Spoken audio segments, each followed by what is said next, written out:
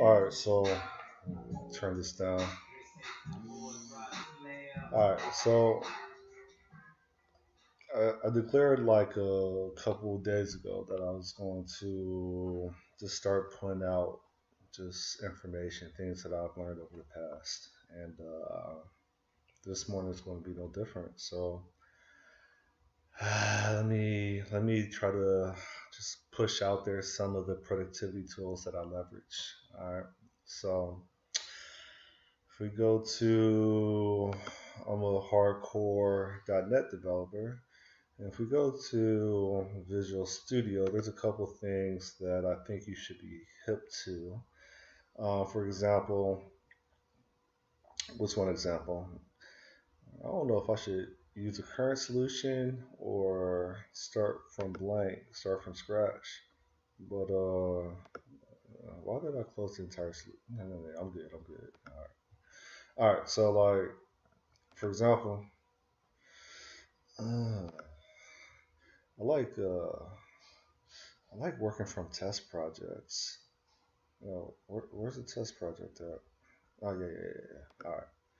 So uh, no, let's call this temp on. Okay. And so there's a couple things that I would like to share.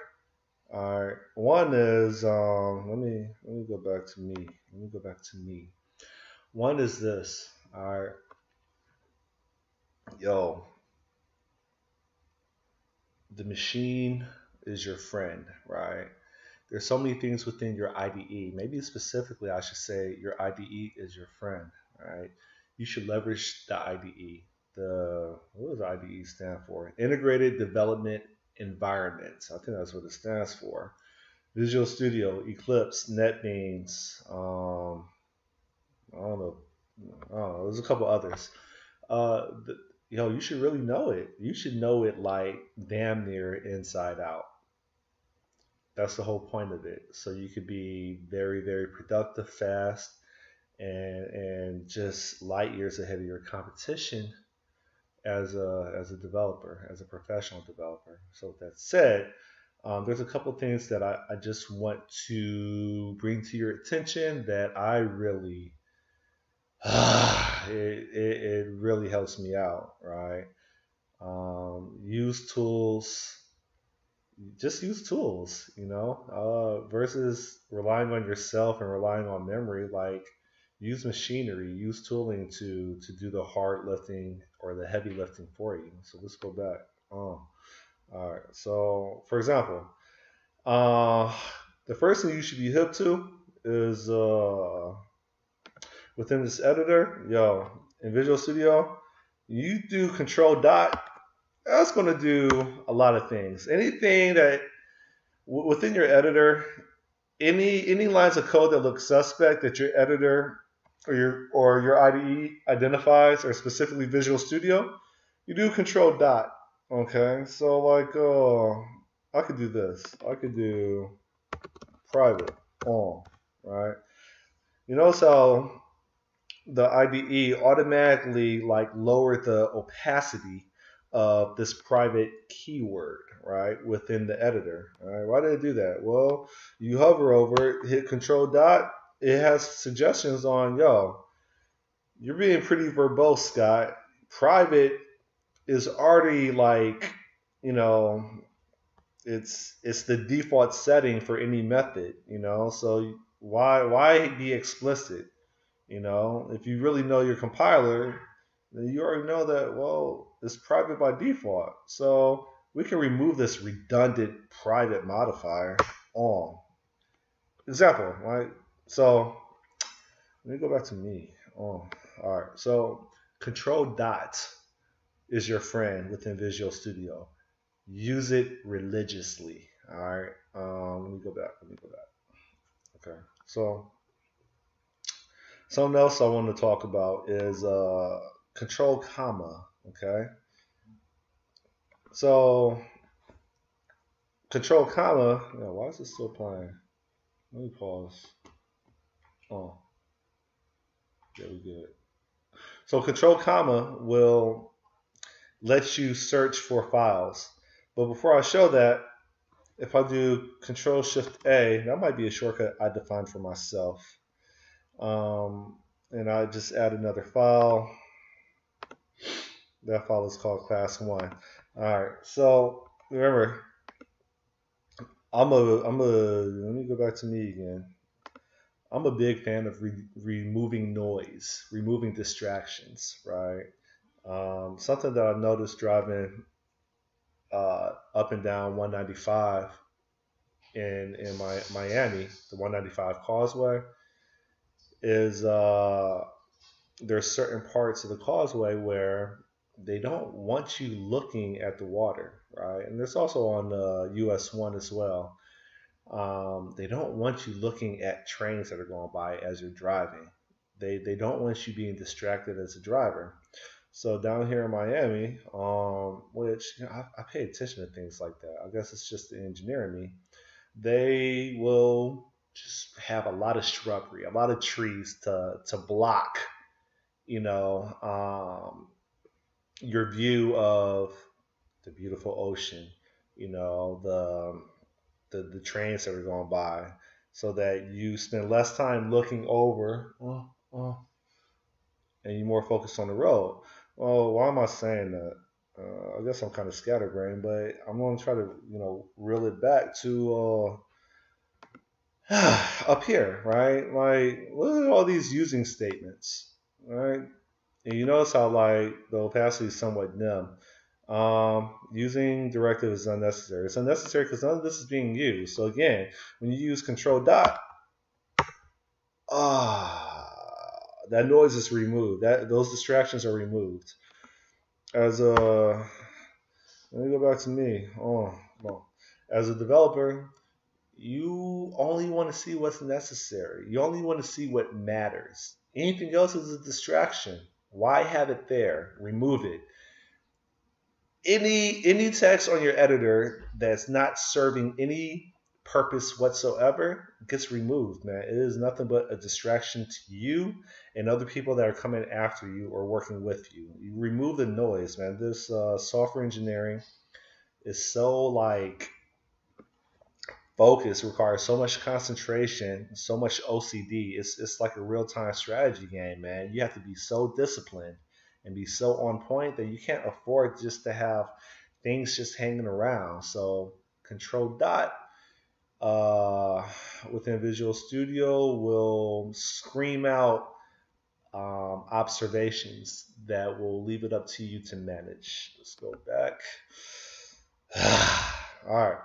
So that was Control Dot. Now, something else I want to mention is Control comma. The Control comma combination lets you quickly navigate to files. I can type in unit and automatically, based on the first few characters, it will automatically select, files that have the prefix of the characters that you typed in. I typed in unit, it automatically highlighted unit test 1. You hit enter, and well, I'm already on that file, but let me go to, Control Tab will let you go back and forth between recent files, right? So that's another thing I want to talk about is as a professional developer, you should be reluctant to use the mouse. I use the mouse to create a new solution and to drill down every once in a while within a folder hierarchy or a file hierarchy. But for the most part, I just use keys. I use shortcuts. So let's go back. Come on. All right. So Control Tab. Stop. Control Tab will let you go back and forth. See? Control Tab. And Control comma. We're on a file called class 1. If I hit Control comma, I want to navigate. You notice how this little whatever search box came up, and I want to navigate to unit test. I just type in the first few characters, boom, it automatically goes there. Right? No having to go to the mouse and double click. You don't have to do that. You can do it straight without the mouse, mouseless, using shortcuts, keyboard shortcuts. So that was Control comma. I discussed Control dots, right? Something else I want you to be hip to is the tools, extensions and updates. That's what I want you to be hip to. Extensions and updates is pretty cool. These are basically tools that will enable you to be even awesome. Leverage tooling, right? Like, don't try to do everything on your own. Why? Use the support, use the ecosystem that you already have. So, with that said, if you're participating in object-oriented mayhem, you're a C# developer, uh, then there's some things that show up already. Hold up, I'm under the installed part. That's why. Um, there's some really cool tools that you could bring in, some extensions that you could bring in. My favorites. This is what I have installed. I have C# Essentials, right? That contributes to observations, aka the analyzers within Visual Studio that call out observations of your code that say, hey, you might want to consider performing this action. Why is it hanging like that? So that's C# Essentials. Another one is Code Cracker. Stop. Another one is Code. Hold up. Another one is Code Cracker. This is another analyzer. C# Essentials, Code Cracker. I have them both installed on my machine. In addition to that, you can also create your own extensions as well. I'm Bizmonger, right? So there's a couple of extensions that I published. If you're doing F#, then there's F# Snippets. And I mean, the whole point of this is me showing you that if you go to Tools, Extensions, or Tools, yeah, Menu, Extensions, and Updates, menu item, you should really be researching, digging in to some of these extensions that you can leverage within your IDE. I use the file nesting extension religiously. I did some videos on and also wrote some technical blogs on harnessing partial classes within C#, and to use partial classes to again manage complexity, especially with interaction logic, such as Android activity classes and also view models, since they can get pretty bloated very quickly. So with file nesting, you can basically partition a class into logical layers. And with file nesting, so I meant to say with partial classes, you can basically decompose a class into logical layers. And with file nesting, you can take each partial class that's in its own file, and you can basically add those files, or basically, how can I say this? Group these files into some logical hierarchy. So I use this extension as well, this file nesting. And yeah, so really consider using, this. Let me go back to me. Really consider using extensions and updates. It's your friend. It's wonderful. It's going to make you so much faster. What else I want to talk about? Let me go back. I did control dot. I did control comma. I showed you file extensions. Well, I guess I could show you the file nesting. I love file nesting, right? So I could say like this class 1. I could say Control Shift A. Let me create another class, class 2, right? And let me, I could say this class 1 is a partial class 1.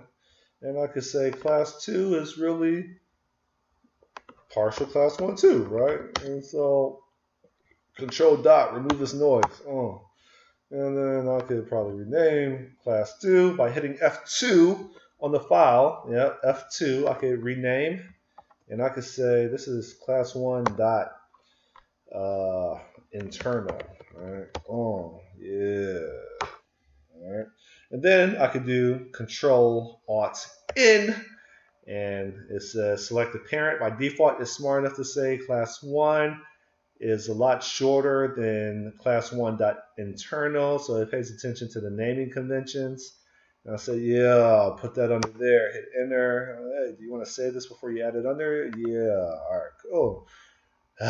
You see how that works? That's a file nesting extension, man. I use this religiously. I use it religiously, man. To me, it just makes sense, right? Look how this says partial. You know, my partial class was single part. Like, why is it saying that? Hold up. What are you saying? Hold up. They're both under temp. Oh yeah. Thank you, code analyzer. Oh yeah. So,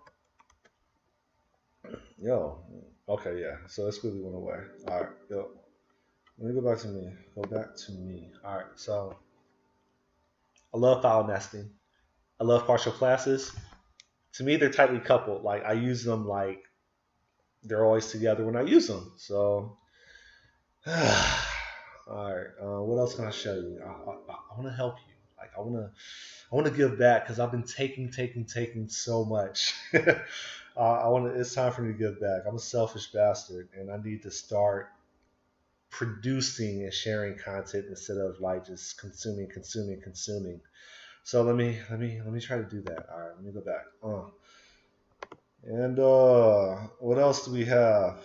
What is this complaining about? Method not used. Yeah, that's your analyzer. Something else I think you should know about. Well, we're talking about being productive. Yeah, we're talking about being productive. So snippets within C#,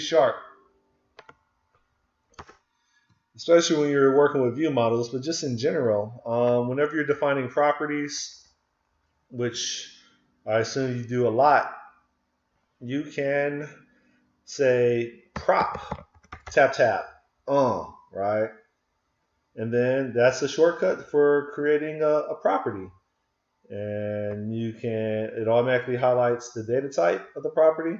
All right, you can change that to string. What just happened? Let me start over. Start over again. Prop. Okay. So then you just say string, and then you hit tab again, and then you can say my property, right? Hit enter, and it's done. Now there's a couple things I want to talk about this, right? Because there's some things I don't agree with out the box. Let me start over. So what I'm talking about is quickly generating properties within your class. And what I said is you could type in prop, P-R-O-P, and you see these snippets right here? You hit tab, and then you can just say float, and then you hit tab, and you can say my floats, and you hit enter. All right, and so that's how you quickly generate a property using a property snippet, right, or a code snippet. Now, let me go back to me. All right. So there's something that I was talking about. I don't like, but you have control. But I'm not going to do it because I have to figure out how to do it. Where you can create your own. My dog is barking out. My dog is a hater, man. She sees me on the phone, or if I'm doing a presentation, she'll just bark. Hopefully this won't be an issue. But well, what I want to talk about. Yeah. All right, so you actually have the power to create your own code snippets. It's been a long time since I've done it, but you should be able to go to tools. I thought it was options, and I'm going to butcher this. I'm probably wasting your time because it's. I really want to show you how to do this. Text editor. C#. I don't remember how to do it. But anyway, you could Google how to create your own code snippet. That's really bothering me. Hold up. I thought there was like a code snippet manager or something down here. Oh, is this? Oh, I really. Oh, yeah. Code snippets manager. I'm so smart. You do this, all right? You select from tools, code snippet manager, and you within this dialog you can create your own code snippets, right? Because I don't believe by default when you create a property you should have a public setter. Like, nah, that's you should leverage defaults to protect you, and it should really be that. And so maybe one of these days, I don't really work in C sharp that much anymore, except when I don't want to work in C sharp at all.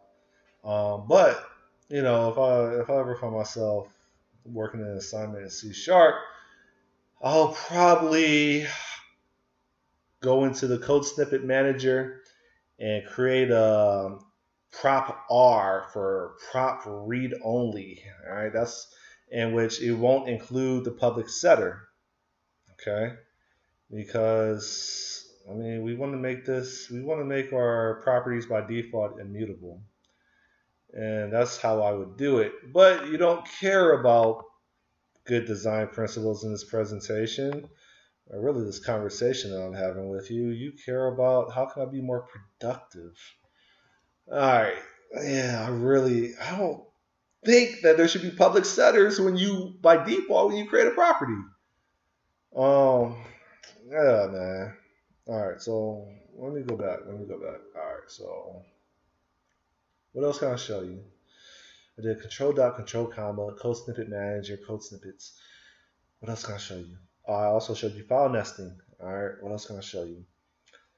I know there's some other things I can show. Oh, yeah. So if you do, let me go back. If you do Control Q, you see up here that you can do a search. So Control Q, I don't know what Control Q stands for. I think it's like quick something. You could basically do a search for any type of feature that Visual Studio provides by hitting Control Q. So it's called Quick Launch. You see this up here? You do Control Q, it automatically sets the cursor in your Quick Launch search box, whatever you want to call it. And I usually do this because I'm like, yo, yeah, this leads me to the other thing that I want to talk to you about. I'm like, I don't remember how to navigate to setting the debug exception settings, right? Setting the debug exception settings. Let me try to say that in a different way. I don't know how to navigate to exception settings. That sounds better. Okay. And so I'll usually say like, all right, Control Q on. It's on Control Q. And I'll say exception. Type in exception, and look, it automatically says, "Hey, you may have forgot the actual file menu navigation." Why is my dog barking? She is a hater. But if you do Control Q and you type in exception, all right, I'm gonna choke this dog. She barks one more time. I'm gonna have to put it on pause and choke her. Then it will automatically show you some features. All right, 1 second. I have to choke my dog. All right, so I just go to my dog. My dog is a hater, man. When I'm on the phone, she likes to hate and start screaming for attention. Like she's the biggest hater. All right, what was I talking about? Oh, yeah, I said Control Q. And whatever feature you're looking for within Visual Studio, you should type Control Q, and you should type in whatever keyword you remember, whatever word you remember in general that's associated to that feature. So when I said, hey, how do I configure exception settings? I typed in exception, exception. And I said, oh, there we go, right? Which leads me to the next thing I want to talk about, all right? Professional debuggerers. Yeah, I'm talking about you people. People that they spend more time debugging. They don't know how to test an application without launching the entire application. Or maybe I should rephrase that. professional debuggers do not know how to test the latest business logic that they wrote, the last few lines of the business rules that they implemented without launching the entire application and navigating to whatever page and then stepping through the debugger. Oh, I mean, there's senior developers that still do that, man. You shouldn't. You are not a senior developer if that's the way you you manage your time. If that's how the client is paying for your time, you suck as a developer. If you do that, you should know better. I'm not talking about people that want to get into programming. I'm not talking about junior developers. Yeah, we're gonna focus on me for a second. I'm talking about people that have the audacity to call themselves senior developers. Yo, you launching entire systems just to test the latest business rules that you implemented. That is sad. I'm calling you out. All right, level up your game. Come on, subscribe to my channel. I'll show you how to level up. All right, these are the corporate 500 developers that are stuck in their ways, aka dark matter. But all right, let me go back. I'm done ranting. Yeah. So for these professional debugger words, notice how I did Control Q. Oh, and I typed in exception, right? And it took me. I was like, yeah, I want to configure my exception settings for professional debuggers. For anybody really, right? Especially working on legacy systems. I want you to automatically go to your exception settings, and in this common language runtime exceptions, I want you to select it, right? Check it. Everything's checked. Everything. And then I want you to launch your application. All right. And what's going to happen is when you have it checked, the CLR, what was that thing called? Common language runtime. What was it called? Exception settings. Yeah, the common language runtime exceptions. When you have it checked, not filled in like up here, but when you have it checked, okay, and then you launch your application, it is going to break on exception for every exception that is thrown, right? And I've worked in shops because I'm a consultant, right? I worked in shops where mission critical applications, like where lives are involved, and they had no clue about this feature. And you know me, I'm like a professional hater. Like I'm an SDET, software development engineer and test. I'm AKA a professional software hater. My job is to prove, not validate that software works. My job is to prove that your software doesn't work. And I will go out my way to destroy it, right? But anyway, if you use that feature, the exception settings, you can see all the exceptions that get thrown throughout the runtime, or for lack of a better term. Yeah, basically when your application launches, through the life of the application as it's running, I'm struggling for words today. You can basically break on every exception, or the IDE will break on every exception that is thrown. And so I see with a lot of legacy systems, when I configure this to break on exceptions, it's just exception, exception, exception. It might be like 20 exceptions that get thrown just when bootstrapping the application.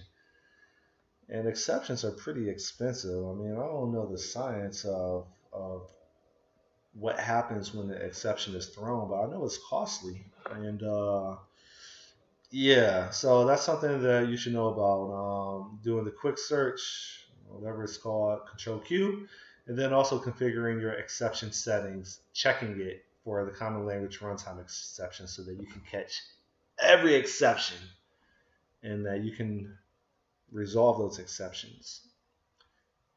Hopefully, but not by throwing new exceptions. Don't do that either. You may want to do that when you're interacting with the outside world, when you're hitting a database or a web service or something. But if it's if it's business rules, why are you throwing exceptions? Like, you own it. You know what I mean? But that's a different conversation. All right, let me go back. What else can I share with you? I'm trying to give back because I am so selfish. What can I share with you? Scott, what can I share with these people? All right. But this is community edition. This is community edition. But even on community edition, you can run code analysis, and this code analysis will, it will analyze your code and make some recommendations on .NET standards. And I'd expect it to like show some type of report or something. And maybe it's been a while. I only have two files in here. You shouldn't take that long to show me something. And it says code analysis complete, 0 errors, 0 warnings. All right. Well, I guess if you actually had some code in there, like something somewhat substantial, your code analysis would scream out some concerns. I don't really use code analysis. I use code metrics and I use code coverage under the analyze menu, which, yeah, I like code metrics, man. Code metrics is awesome. Like, you go to analyze and then you do code metrics. But you know me, anything that I use often, I create a shortcut for it. So I will go to the tools menu, and I will go to like, I don't know, somewhere in there, there's shortcuts. You can also do Control Q for quick search, type in shortcuts, and then I would configure the analyze code metrics shortcut to, I think I was doing like Control CM or something like that. So you can basically create your own shortcuts. I'm not going to show you how to do it. It's been a while, but you're smart. You can search it. So we go back. Let's go back to the editor.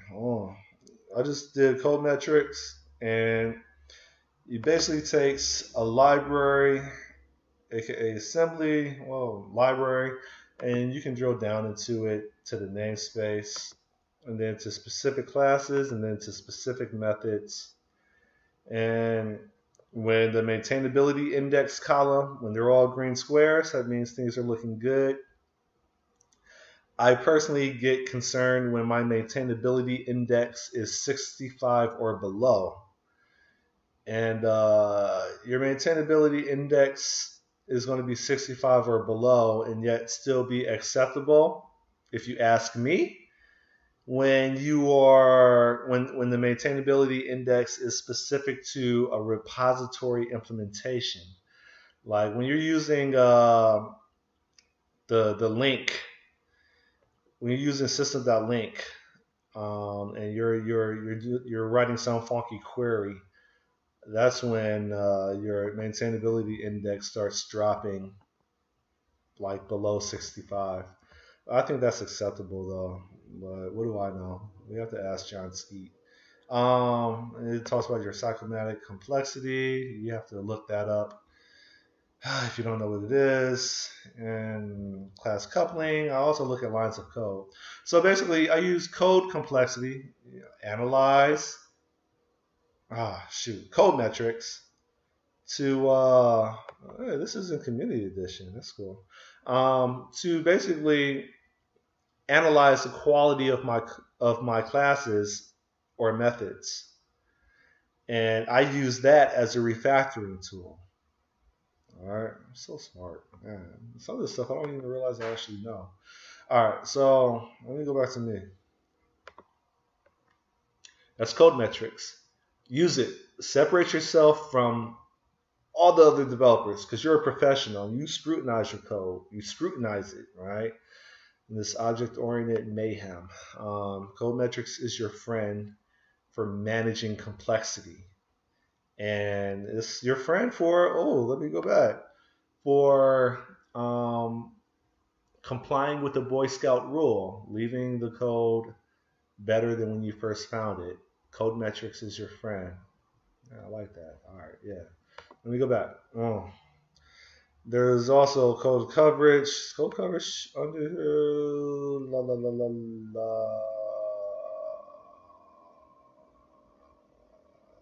Code coverage should be under test, but I think that's Visual Studio Enterprise. At least I know for a fact it's Visual Studio Enterprise. It may be under Visual Studio Professional too, but it's not under this Community Edition, unfortunately. But code coverage, you can look that up. I hope when you write unit tests, because you write unit tests, that you're leveraging code coverage, so you can identify with code coverage what code actually belongs there and what code needs to be deleted, right? It's code coverage will give you an opportunity to identify code that hasn't been tested, and then you have to make the decision for why that code hasn't been tested. And I find that because I'm very diligent, right? That code hasn't been tested because that code doesn't belong there. Delete it, right? The more code that exists, the more surface area that's exposed for bugs to creep up in, right? Delete it, and bugs can't show up there. All right, let's go. All right. So I did control comma. I did exception settings. I did code metrics. I did analyzing code. I did partial classes. I did file nesting. Yeah. All right. What else can I tell you about? What else can I tell you about? I'm trying to do a brain dump. I'm trying to do brain diarrhea. Just let everything out. What else do I like? I talked about analyzers within your tools, extensions, updates. What else can I tell you? I think that's pretty much all I want to tell you. Is there anything else? No, those are the main. Those are the main items that. Yeah, yeah. And I told you about code snippets, right? How you can like type in prop and automatically generate properties for your classes, even though I don't like the default because they have public setters. I don't want to be mutating my property values. I want them to be read only. All right. But I'll archive that for another conversation. All right. Yeah, I think that's it. You can research how to create your own key shortcuts, and I'm pretty happy with what I shared. Yeah, you can ask me questions about something that didn't make sense because I do that a lot. But yeah, I'm done. I'm pretty happy with this one. All right. My name is Scott Nimrod, and I'm a hardcore .NET developer down here in Miami Beach by way of Cleveland, Ohio. Adios, te veo a ratito. I'm out.